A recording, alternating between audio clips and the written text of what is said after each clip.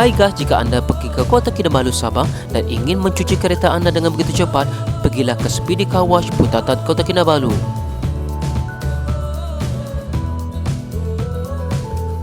RM6 untuk kereta sedan, RM8 untuk van dan PV, dan dibuka pada setiap hari daripada pukul 8 pagi hinggalah 10 malam.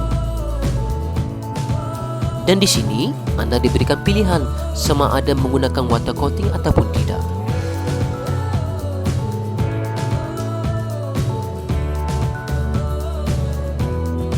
Kerana saya inginkan cepat, saya hanya mencuci bahagian luaran saja.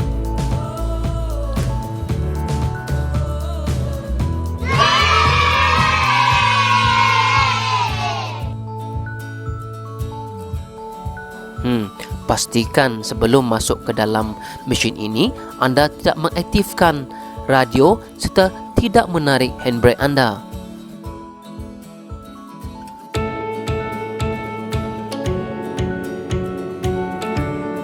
Bagi adik Kaiser, ini adalah pengalaman pertamanya.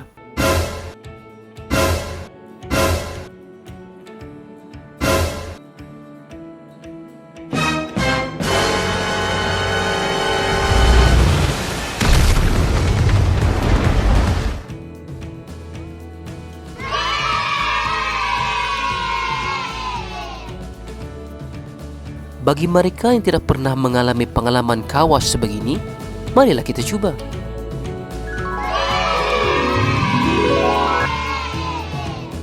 Nah, anda lihat, bersih bukan?